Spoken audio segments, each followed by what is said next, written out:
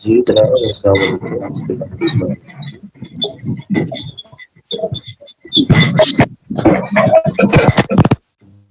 کہ آپ بہت اچھے ہوں گے. تھوڑی سی آواز میں گڑبڑ ہے آج لیکن آپ کا منورنجن ان شاء اللہ پورا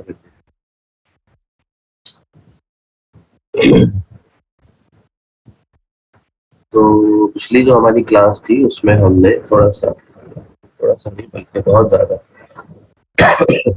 بیک گراؤنڈ اور پس منظر دیکھا تھا کہ ہمارے آؤٹ لائن کیا ہے اور اس کے پس منظر میں ہم نے کیا کیا چیزیں دیکھنی ہے کیا کیا چیزیں پڑھنی. اور میں نے آپ کو بتایا تھا کہ پاکستان موومنٹ جو ہے اس کی عمر اس کی ایج 80 سال ہے یعنی کہ 80 ایئرز ہے. 1867 سے 1947 یہ ہے پاکستان موومنٹ. اور ظاہر کہ پاکستان کے لیے تو کوششیں ان 80 سال میں ہی ہوئی ہیں لیکن ان سے پہلے بھی بہت سارے ایسے کام ہوئے جس کے اثرات ہمیں بعد میں ملتے ہیں. اور اگر وہ کام نہ ہوئے ہوتے تو پاکستان کے لیے زیادہ کوشش کرنا ممکن نہ ہوتا. اور ان میں سب سے بڑا اور اہم کام جو ہے وہ اسلام کی اشاعت ہے, اسلام کا پھیلاؤ ہے, جو کہ پاکستان بننے سے کوئی 300-350 سال پہلے سے شیخ احمد سرہندی اور شاہ ولی اللہ اور ان کے شاگردوں نے, ان کے چاہنے والوں نے کوششیں کی تھی. تو اس کی وجہ سے ہی یا اس کے آپ کہہ سکتے ہیں اس کا ہی امپیکٹ تھا کہ بعد میں آنے والوں کے لیے پاکستان کے لیے محنت کرنا اور پاکستان کے لیے جدوجہد کرنا آسان ہوا.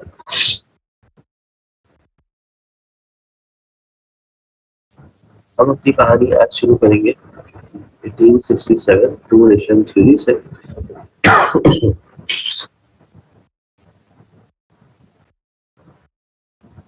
چیزیں جو آپ نے اپنے پاس نوٹ کرنی ہے ان میں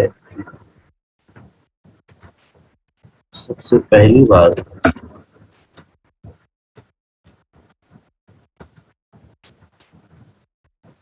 کہ ٹو نیشن تھیوری جو ہے یہ بات ہے 1867 اور یہ بھی آپ کو پتا ہے کہ یہ دو قومی نظریہ پیش کیا گیا تھا سر سید خان کی طرف سے.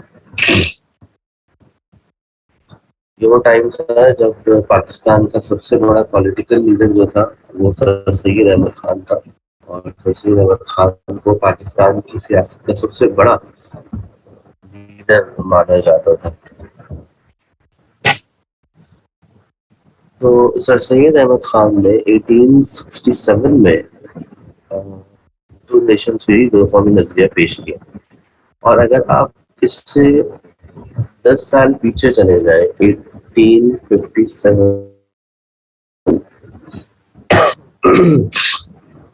تو 1857 میں مغل امپائر کا ڈکلائن آیا تھا اور انگریزوں نے آفیشلی ہندوستان کے اوپر اپنی حکومت قائم کی تھی.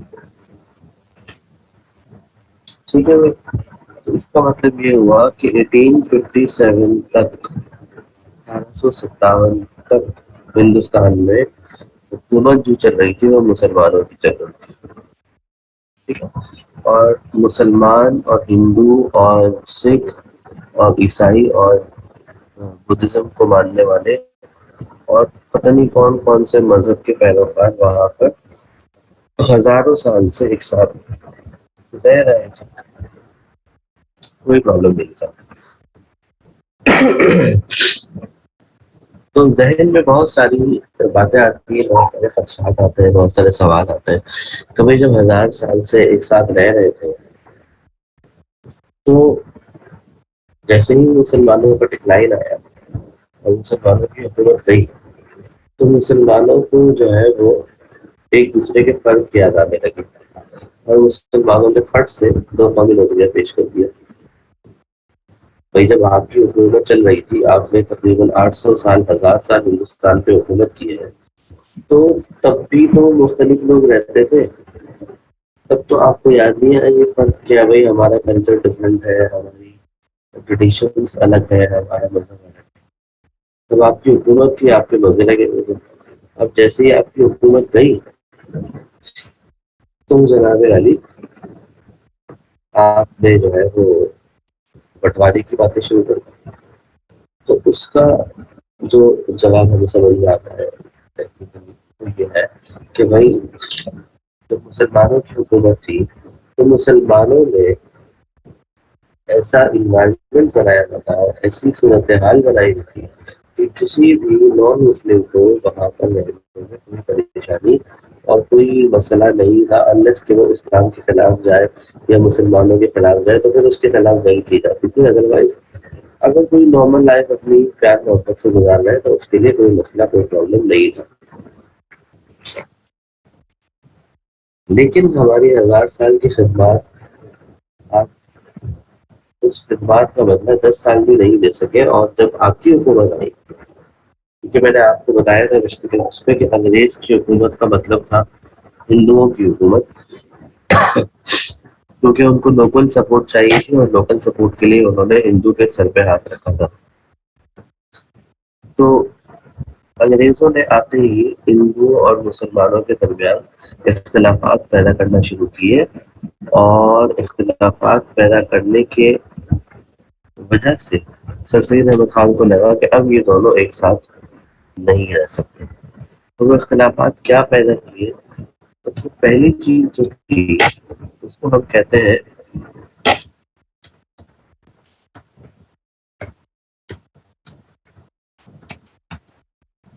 اردو ہندی کنٹروورسی.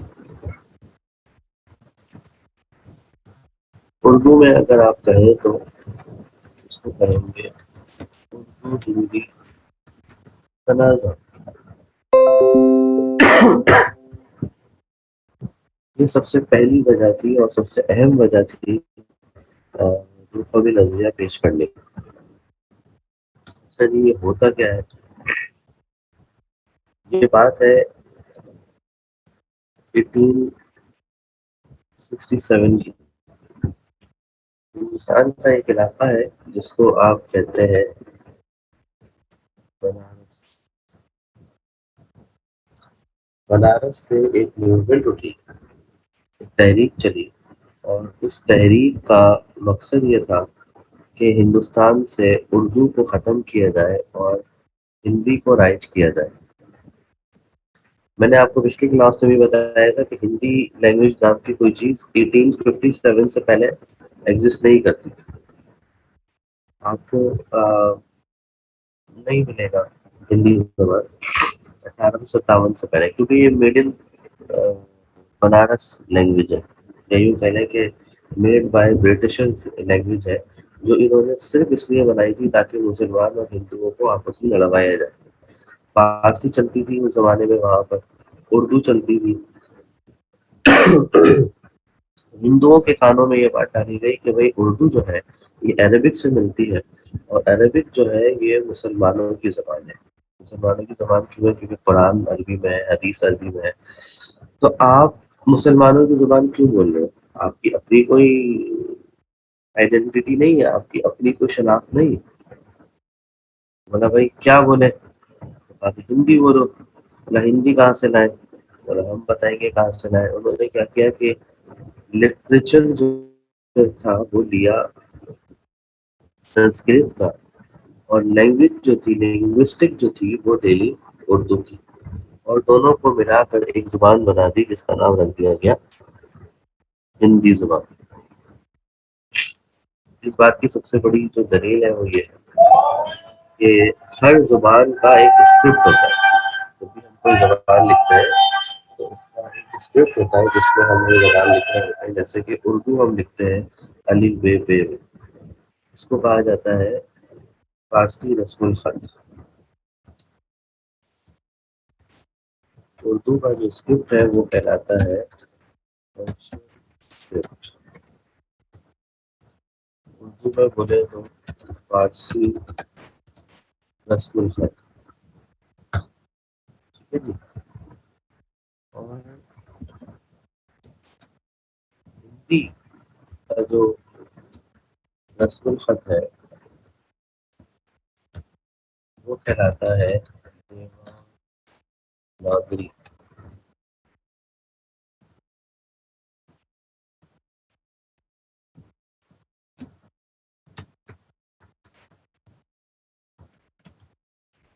رسم الخط.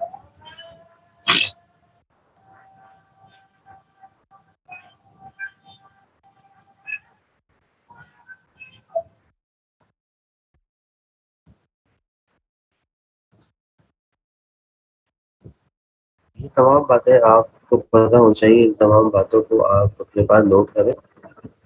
اب ایک منٹ.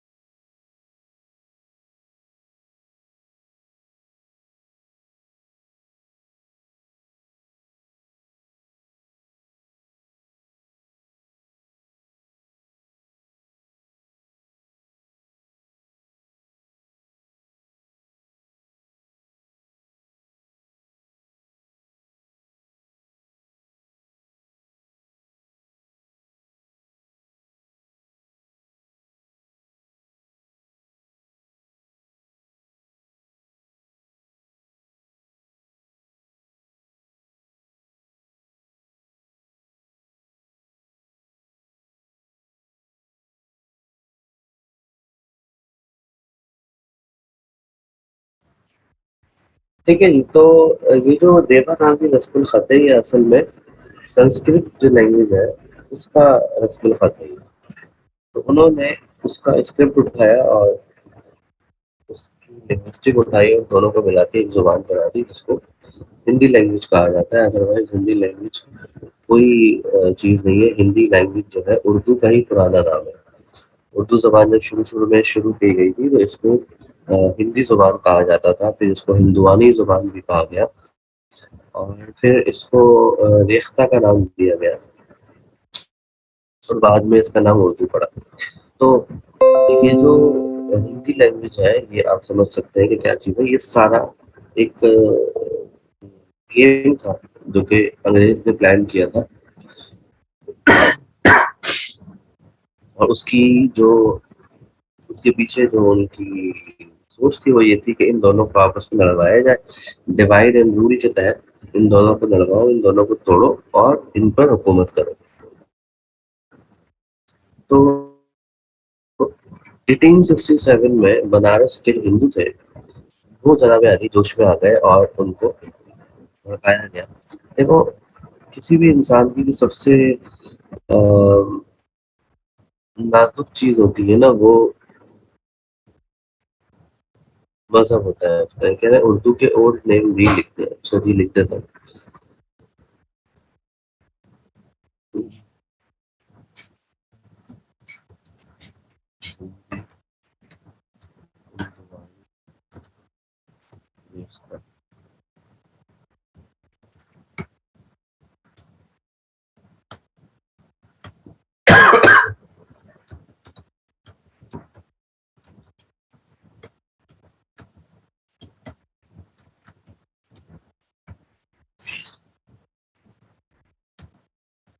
بعد میں اس کا نام پڑا تھا محلہ جو کہ اینڈ میں اردو سے کیا مختصر ہوتے ہیں.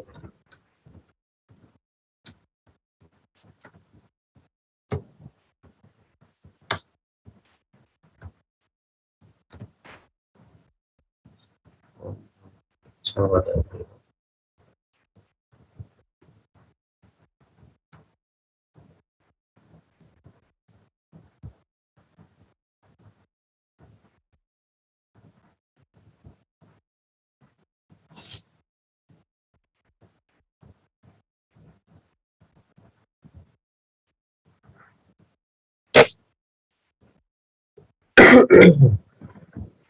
یہ ہو گیا جناب علی اردو کے پرانے نام.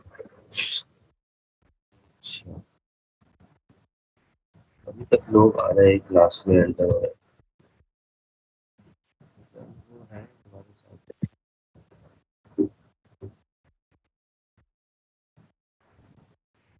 اشوک ہے. اشوک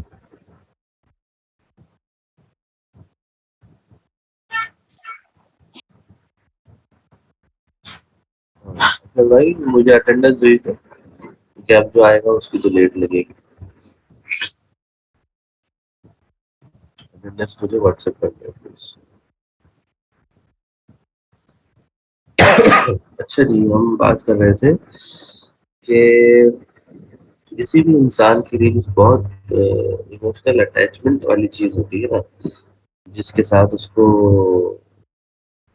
کیا کہتے ہیں، اس کو اردو میں جذباتیت کی وابستگی ہوتی ہے، وہ اس کا مذہب ہوتا ہے. تو جب جب یہ فساد مچائے گئے، جب جب یہ لڑائیاں کروائی گئی ہیں، تو وہ مذہب کے نام پر کروائی گئی. تو ہندوؤں کے ذہنوں میں یہ بات آئی گئی کہ بھائی تم مسلمانوں کے غلام ہو، اور 1000 سال تو انہوں نے تم پر حکومت کی، تب تو تم ان کے غلام تھے ہی آفیشلی، لیکن ان آفیشلی ابھی بھی تم ان کے غلام ہو، کیونکہ تم زبان ہی ان کی بول رہے ہو، تو تمہاری اپنی کیا پہچان ہے.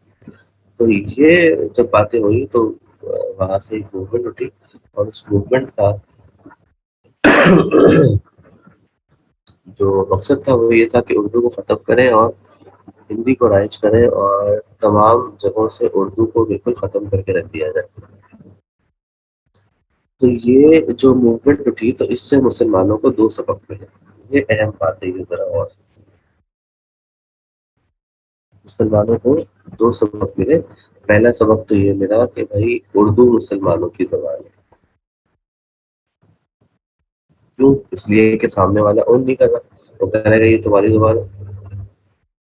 ایک بات. دوسری بات یہ کہ مسلمانوں کو یہ پیغام ملا کہ بھائی اب آپ کے ہاتھ سے حکومت چلی گئی، لہذا بہتر یہی ہے کہ آپ اپنا سامان سمیٹیں اور الگ ہو جائیے. اس سے پہلے کہ آپ کو دھکے دے کے اور ذلیل کر کے رسوا کر کے نکالا جائے، اور آپ بھی غالب کی طرح کہتے پھرے کہ نکلنا خلد سے آدم کا سنتے آئے تھے، لیکن بہت بے آبرو ہو کر تیرے پوچھے سے ہم. تو آپ سامان سمیٹے اور اس کے بعد سائڈ پہ ہو جائیے، کیونکہ یہاں پہ تو آپ کی چلنے والی نہیں ہے، کیونکہ آپ کا جو فارمولا تھا حکومت کرنے کا وہ فیل ہو چکا ہے. فارمولا کیا تھا؟ جنگ، طاقت. میدان میں آؤ، جس کو ہم پر حکومت کرنی ہے، میدان میں آؤ اور میدان میں آ کر ہمیں شکست دے دو. شکست دینے کے بعد حکومت لے لو. اب یہ فارمولا انگریز نے آتے ہی ختم کر دیا، کیونکہ انہوں نے جمہوریت کی اور ڈیموکریسی کی باتیں شروع کر دی. اور جمہوریت میں طاقت نہیں بلکہ تعداد دیکھی جاتی ہے، کوالٹی نہیں کوانٹٹی دیکھی جاتی ہے. اور کوانٹٹی آپ کی بہت زیادہ کم ہے، تو کسی طور بھی آپ یہاں پر حکومت اپنی نہیں بنا سکتے. انگریزوں نے آتے ہی دو کام کیے تھے، ایک تو جمہوریت کا نعرہ لگایا تھا، اور دوسرا ایجوکیشن سسٹم جو ہے وہ قائم کیا تھا. یہ جو آپ کے پیپرز ہوتے ہیں، ایگزامینیشن سسٹم جو ہے 1858 میں یہاں پر اسٹارٹ ہوا. بچوں کے پیپر ہوا کریں گے، اس سے پہلے پیپر شیپر نہیں ہوتے تھے. جس کو پڑھنا ہے آپ کے پاس جائے، سبق پڑھے اور پھر چلا جائے. اس کو سبق یاد کیا نہیں یاد کیا، اس کو کتنا سمجھ میں آیا، اس کی ایگزامینیشن جو ہے وہ نہیں ہوا کرتی تھی. 1858 میں انہوں نے یہ پورا ایگزامینیشن سسٹم، جس کو آج ہم فالو کرتے ہیں، قائم کیا تھا ہندوستان میں. تو جناب علی، یہ پورا ایک پس منظر، ایک بیک گراؤنڈ میں نے آپ کو دکھا دیا دو قومی نظریے کا. اب ذرا اس کو انہی تمام باتوں کو ہم تھورلی دیکھ لیں.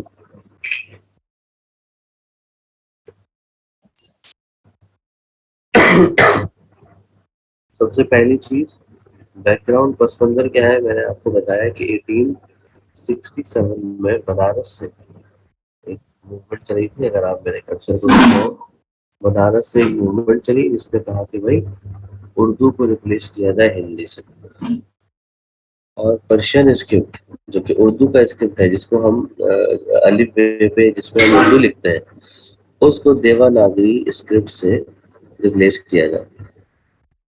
اور اس کی مخالفت کا جو ریزن تھا وہ یہ تھا کہ اردو زبان پرشین اسکرپٹ میں لکھی جاتی ہے اور یہ عربک کے سملر ہے، اور ہم عربک کو اون نہیں کرتے کیونکہ یہ مسلمانوں کی اور قرآن کی زبان ہے. جناب علی، تو اس موومنٹ کا جو نعرہ تھا اس کے ریئیکشن کے طور پر دو قومی نظریہ پیش کیا گیا. یہ پورا پس منظر ہے جو کہ میں تفصیلاً آپ کو بتا چکا ہوں. ہم چلتے ہیں آگے.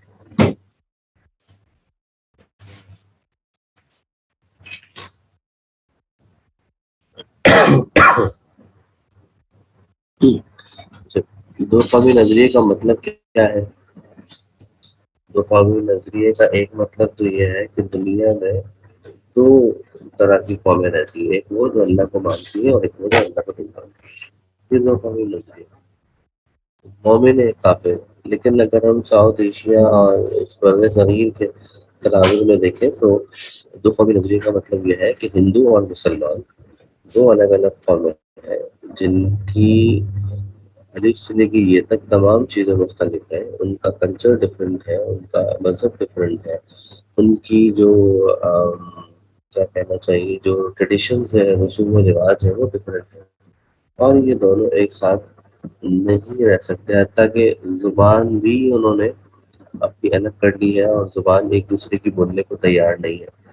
تو ان تمام باتوں کے پیش نظر اب یہاں بر صغیر میں، یا اس کو آپ انڈیا کا نام لیتے ہیں، انڈیا میں جو لوگ رہتے ہیں ان کو الگ الگ ہو جانا چاہیے. مسلمانوں کو اپنے لیے الگ ریاست قائم کرنی چاہیے اور ہندوؤں کو اپنے لیے الگ ریاست قائم کرنی چاہیے. میں نے آپ کو بتایا کہ دو سبق ملے ہیں مسلمانوں کو اس سے. پہلا سبق یہ ملا کہ اردو مسلمانوں کی زبان ہے کیونکہ سامنے والے اس کو اون نہیں کر رہے. دوسری بات کہ ہمیں الگ ہو جانا چاہیے، اسی میں ہماری عزت ہے. اس لیے کہ جو ہماری زبان کو برداشت نہیں کر رہا وہ ہمیں کیا برداشت کرے گا. یہ مطلب ہے دو قومی نظریے کا. ایک بات یہاں پر سمجھنے کی ہے، بیسس آف نیشن ہوڈ، قومیت کی بنیاد. ایک سوال ہے، سوال یہ ہے کہ پاکستان کی اگر کوئی قوم کل کو کھڑی ہو جائے اور وہ کہے کہ جی ہمیں پاکستان میں نہیں رہنا، ہمیں الگ ملک الگ ریاست چاہیے، جیسے پچھلے دنوں بلوچستان کے بارے میں ہم سن رہے ہیں، تو ہم ایسے لوگوں کو کیا نام دیں گے؟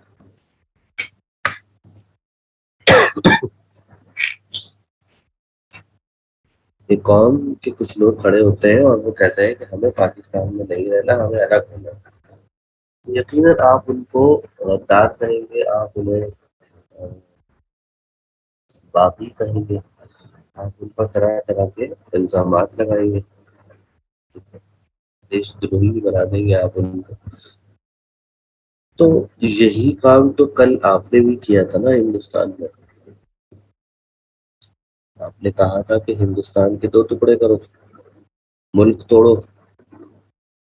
تو ملک توڑنا اگر بغاوت ہے تو کل آپ نے جو بغاوت کی تھی اس کو بغاوت کیوں نہیں مانتے آپ؟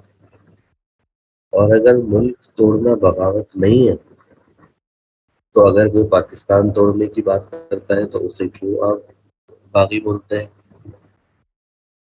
اس کا جواب یہ ہے جو کہ اس سلائڈ پہ آپ کو نظر آ رہا ہے. اس کا جواب یہ ہے جناب علی کہ دیکھیے، نیشن ہوڈ جو ہوتی ہے، جو قومیت ہوتی ہے، اس کی بہت ساری بنیادیں ہوتی ہیں. ایک بنیاد ہے اس کی زبان، کہ بھائی سندھی الگ قوم ہے اور مہاجر الگ قوم ہے، پشتو پٹھان الگ قوم ہے، اور پنجابی الگ قوم ہے، ٹھیک ہے.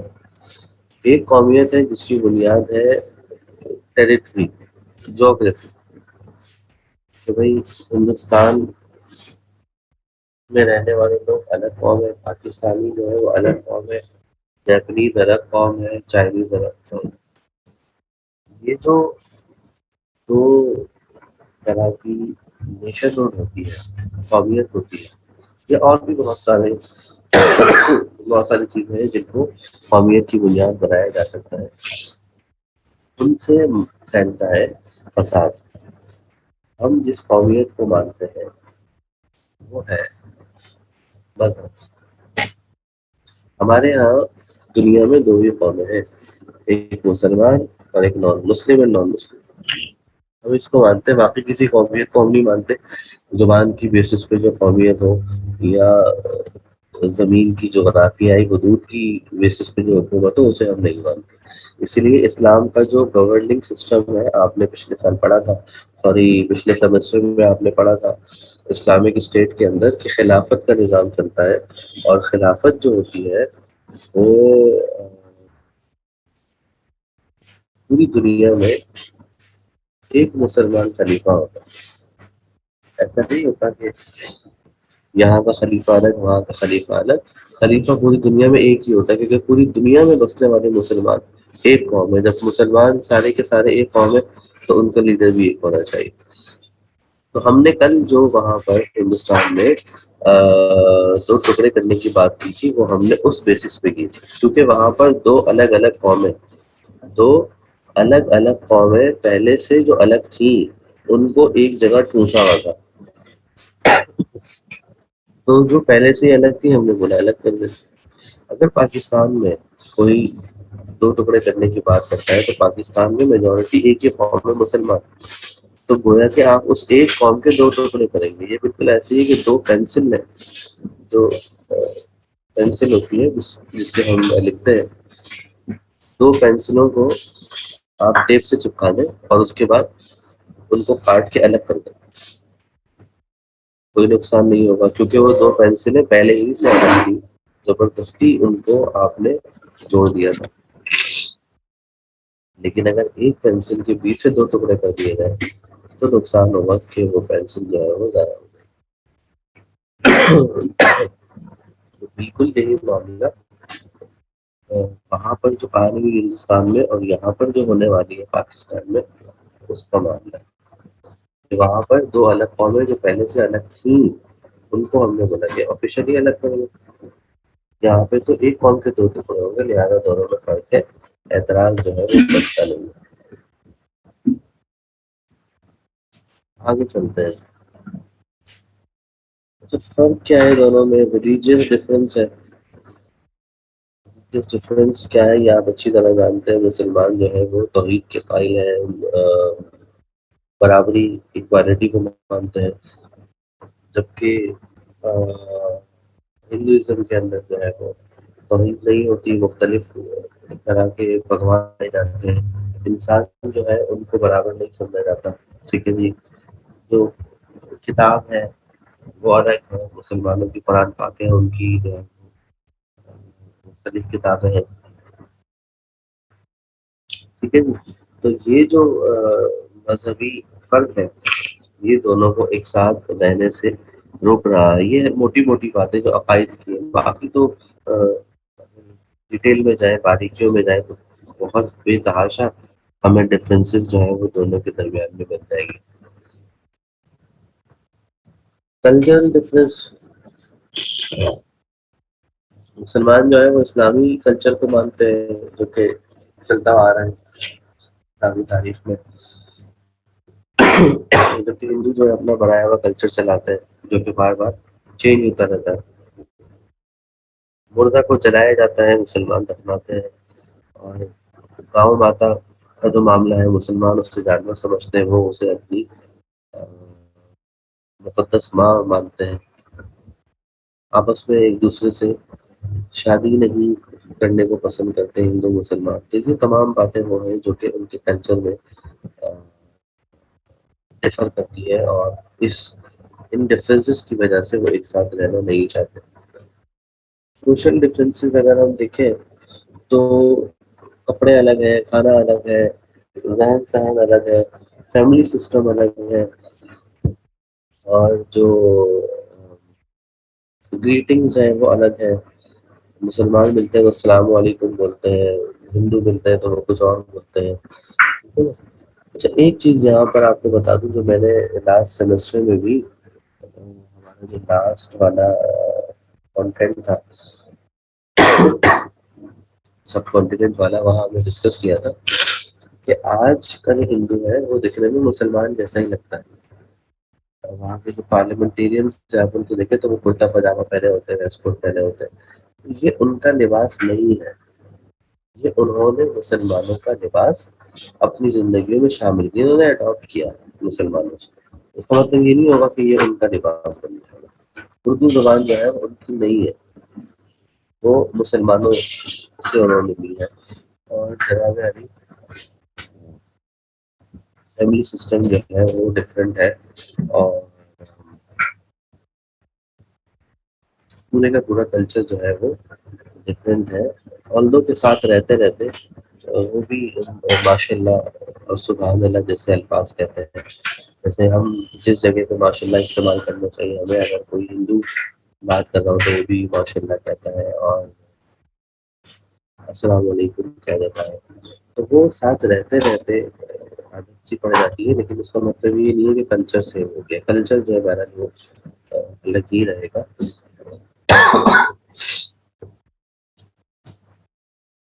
इकोनॉमी को अगर देखें तो 1857 में मुसलमान जीरो पे आ गए थे, ये हम पहले भी डिस्कस कर चुके हैं कि 57 तक मुसलमान जो थे उनको उन्होंने पैसे के ऊपर तकिया किया हुआ था। पैसा उनकी सबसे बड़ी दौलत थी, जो काम करवाना है पैसा फेंक तमाशा देख। 1857 में जब गद्दारी हुई, 11 मई 1857, 11 मई ऑफ 1857 को हिंदुस्तान में जब गद्दारी हुई, तो जो गद्दार थे वो सारे का सारा माल लूट के चले गए। और जब सारे का सारा माल लूट के चले गए तो मुसलमान बिल्कुल जीरो पर आ गए। दूसरी बात यह है, एक और जो डिफरेंस है वो ये है कि मुसलमान तालीम याफ्ता नहीं थे। तो जो गवर्नमेंट की सर्विसेज होती थी उसमें गवर्नमेंट की तरफ से जो इकोनॉमी सेट की जाती थी, जो भी इकोनॉमिकल एक्टिविटीज होती थी उसमें मुसलमान पार्टिसिपेट नहीं कर पाते थे। उसकी वजह थी उनकी तालीम का ना होना। ठीक है, तो ये डिफरेंसेस थे इकोनॉमी के पॉइंट ऑफ व्यू से। एजुकेशनल डिफरेंसेस जैसे मैंने अभी आपको बताया कि हिंदू जो थे वो पढ़े लिखे थे, और मुसलमान जो थे वो मॉडर्न एजुकेशन से बिल्कुल आदी थे, और उन्हें कुछ नहीं पता था, और ना ही वो पढ़ना चाहते थे। ये सबसे बड़ी मुसीबत थी, इसलिए कि उनके जहनों में ये बात बैठी हुई थी कि भाई ये जो अंग्रेजी तालीम है इसको हासिल करना हमारे लिए गुनाह है, हम क्यों पढ़े, पाप है, पढ़ेंगे। और हमारी इज्जत को, हमारी गैरत को ये गवारा नहीं है कि हम उनकी तालीमात हासिल करें। तो इसकी वजह से एजुकेशन में बिल्कुल जीरो थे, और जब एजुकेशन में जीरो थे तो पॉलिटिकली भी बहुत ज़्यादा पीछे थे, क्योंकि जो गवर्नमेंट का पॉलिटिकल सिस्टम होता है उसमें मुसलमानों को आगे नहीं आने दिया जाता था, और आगे ना आने की वजह वही तालीम। तो वो अपनी एक पॉलिटिक्स चला रहे थे जिसमें तालीम की जरूरत नहीं होती। जैसे हमारे यहाँ पॉलिटिकल सिस्टम जो है उसमें तालीम की जरूरत नहीं होती। तो धड़ल्ले से जो जाहिल से जाहिल लोग भी थे वो भी पॉलिटिक्स का हिस्सा बनते थे, और उनका ख्याल ये था कि हम, क्योंकि हमारे पास दौलत है, हम नवाब हैं, हम नवाबों की औलाद हैं, तो इसलिए हमारे लिए हुकूमत करना या पॉलिटिक्स का हिस्सा बनना कोई परेशानी की या कोई ऐप की बात नहीं।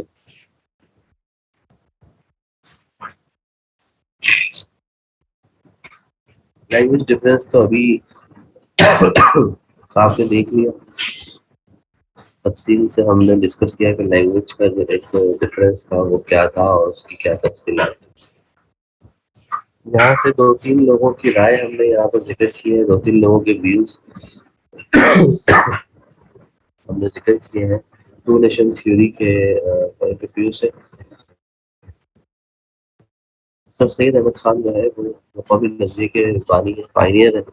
ٹی این ٹی بولے تو ٹو نیشن تھیوری، اور انہوں نے ہی سب سے پہلے مسلمانوں کو سہارا دیا. ان کے اوپر ہم بات کریں گے. دوبارہ سے جوائن کیجیے گا. ٹائم شارٹ ہے، ہم ملتے ہیں 5 منٹ میں.